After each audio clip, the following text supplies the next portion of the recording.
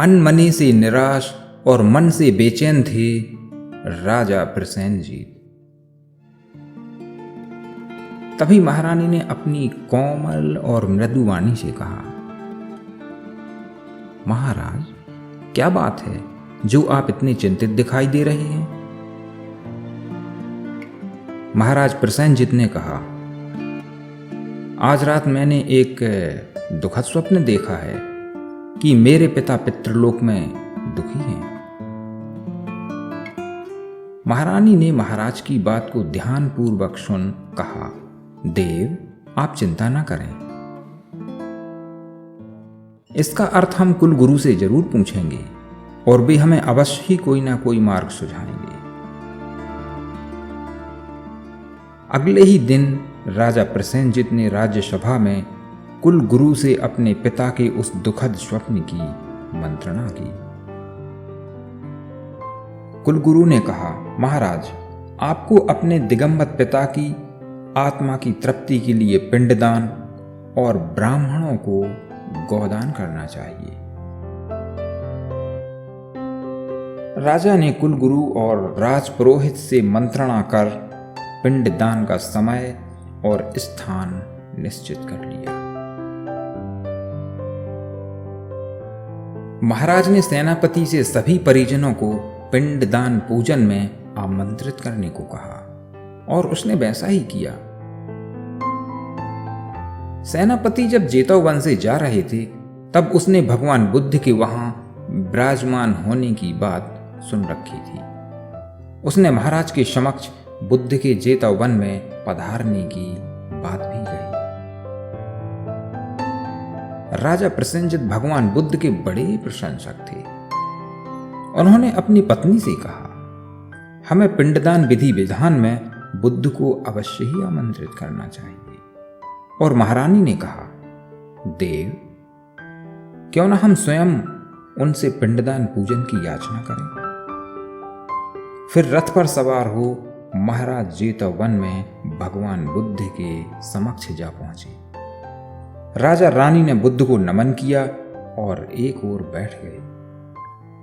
बुद्ध ने पूछा, राजन, क्या बात है जो तुम इतने अशांत दिखाई दे रहे हो?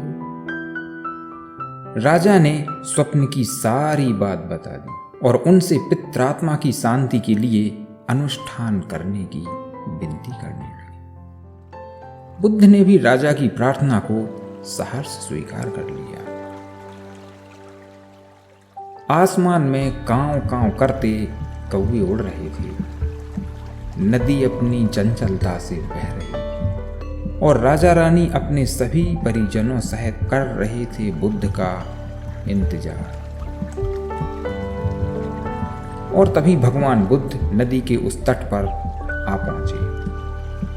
सभी ने बुद्ध को नमन किया और एक ओर हो गए। बुद्ध ने कहा, राजन, पिंडदान अनुष्ठान के लिए एक घी से भरा घड़ा और एक लंबे बांस की आवश्यकता है।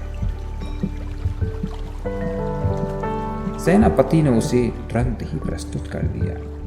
बुद्ध ने घड़े का मुंह बांध नदी के शांत जल में उसे धीरे धीरे छोड़ दिया। बुद्ध ने पूछा, राजन, घी का क्या हुआ?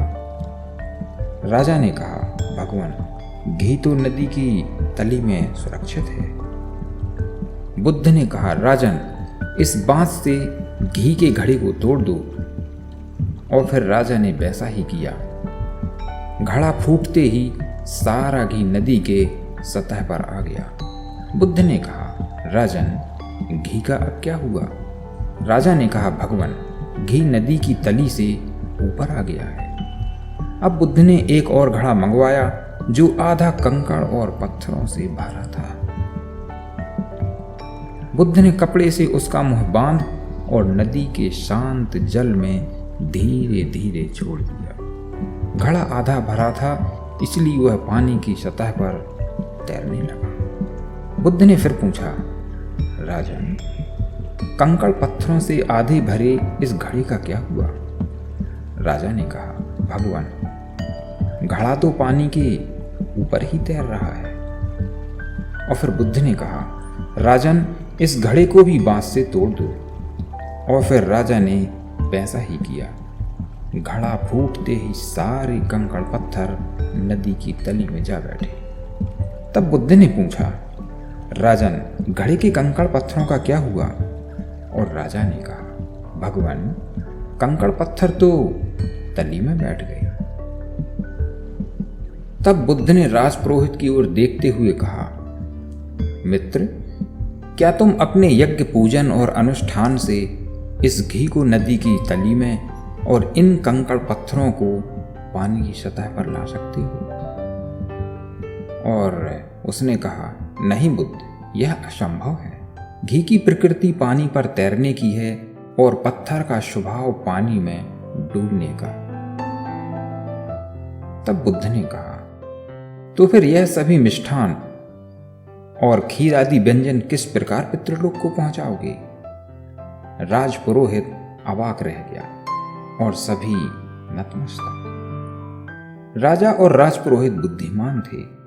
उन्होंने बुद्ध के मर्म को समझ लिया और उनके आगे नतमस्तक हो गए।